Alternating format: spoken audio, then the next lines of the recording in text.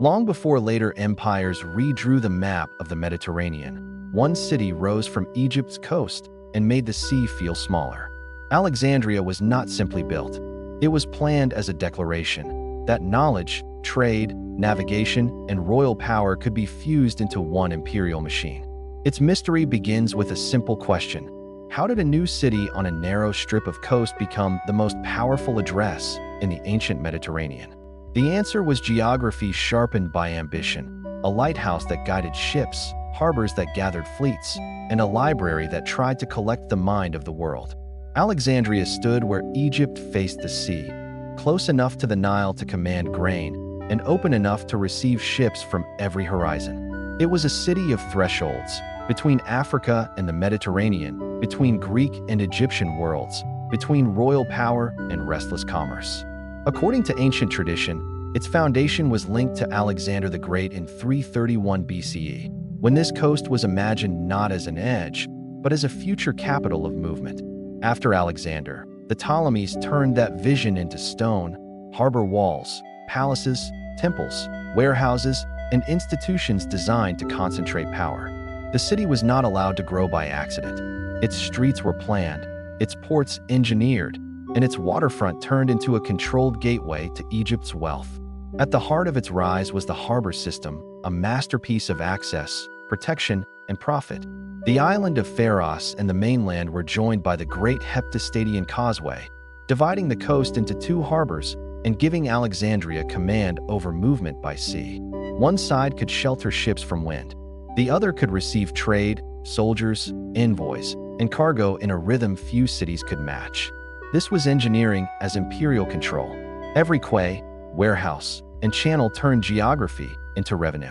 Ships arrived carrying wine, papyrus, metals, timber, oil, spices, glass, and stories from across the ancient world. But the city did not only receive goods. It organized them, taxed them, stored them, and sent them back into a network that reached across the sea. Alexandria became the place where the Mediterranean's motion was converted into power. Above the harbor rose the Pharos Lighthouse, remembered as one of the wonders of the ancient world and one of the most commanding signals ever built on a coast. It was not only a beacon, it was a monument to visibility, a stone announcement that Alexandria could guide ships, impress visitors, and intimidate rivals. For sailors approaching from open water, the Pharos turned a dangerous coast into a recognizable destination. Its height, light, and position made Alexandria visible before the city itself could be understood.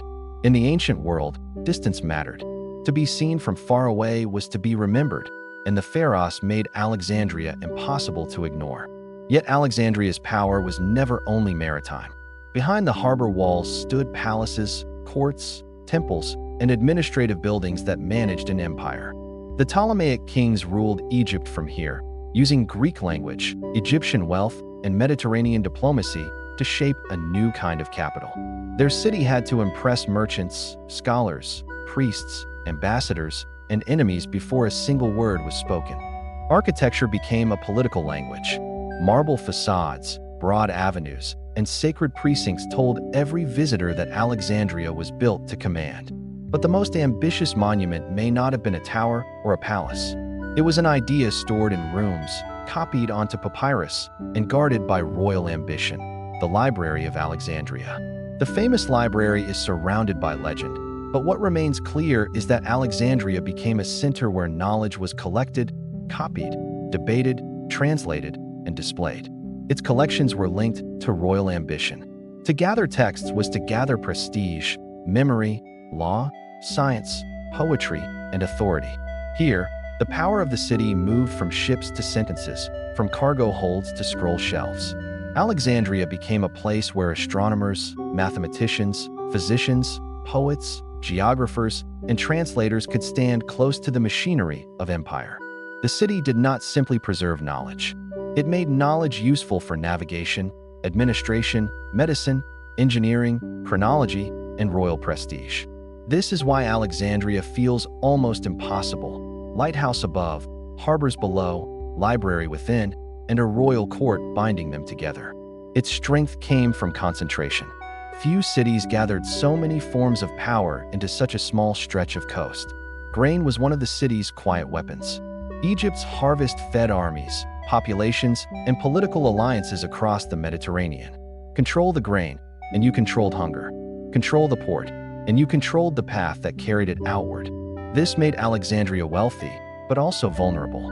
Its greatness depended on water routes, political stability, and the confidence of sailors who trusted its harbors.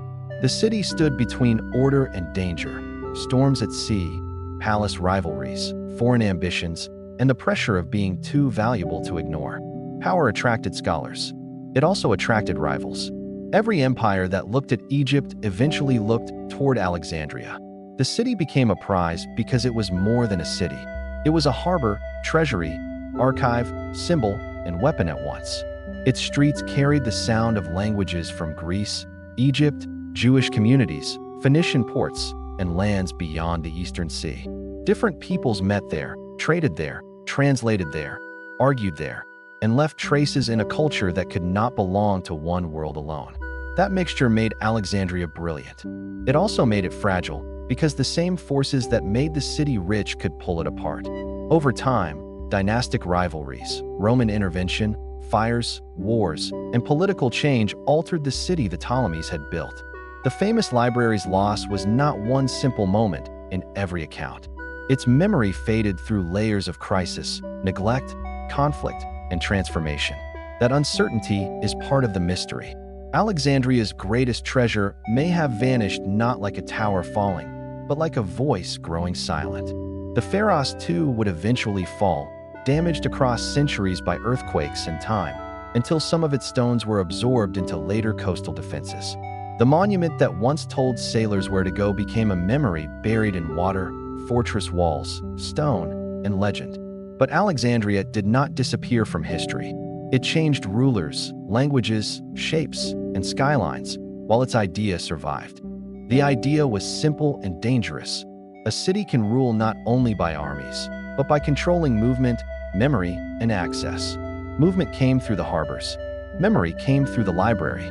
Access came through the court, the lighthouse, and the sea gates. No single feature explains Alexandria. Its power came from the way every feature reinforced the others. The lighthouse drew ships. The ports collected wealth. The palace directed policy.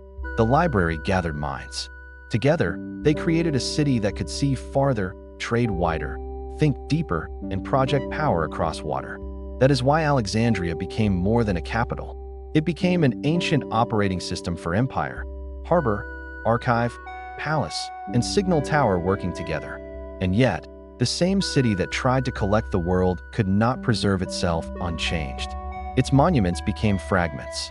Its scrolls became ghosts. Its harbor stones sank beneath silt, waves, and centuries. What remains is a puzzle scattered between archaeology, ancient texts, submerged blocks, and the imagination of everyone who tries to rebuild it. This absence makes Alexandria even more powerful as a story. We know enough to see its outline, but not enough to exhaust its mystery. It is a city that asks us to imagine scale. A lighthouse taller than memory, a library larger than a room, a harbor wider than a kingdom's appetite. It asks us to imagine ambition, kings building not merely for their reign, but for the horizon. And it asks us to imagine loss. What disappears when a city built to gather knowledge becomes, itself, a fragment of knowledge. Alexandria's greatness was not accidental. It was planned at the meeting point of sea routes, Nile wealth, royal ambition, and intellectual hunger. That combination made it one of the rare ancient cities where architecture, navigation, commerce, and knowledge all served the same purpose. To enter Alexandria was to enter a designed sequence. First the beacon, then the harbor, then the city, then the institutions that made the city unforgettable. It transformed arrival into theater. Every sailor became a witness. Every merchant became part of its circulation. Every scholar entered its memory. But theater is fragile. It depends on light, order, audience, and the hidden systems behind the curtain. When those systems weakened, the city did not vanish in one breath. It changed layer by layer, until its ancient form became difficult to see. That is why the lost Alexandria of the imagination still feels alive. It is not fantasy. It is history with missing stones. we can still feel the logic of it. Protect the harbor, guide the ships, collect the grain, attract the minds, impress the world. Few cities have ever turned location into destiny so completely.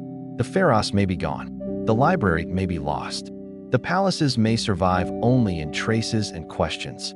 But the blueprint remains, a city built to gather ships, texts, wealth, and attention into one radiant point on the sea. Alexandria became powerful because it understood something ancient rulers never forgot. Whoever commands the crossroads commands the story. And for centuries, the story of the Mediterranean passed through Alexandria's light.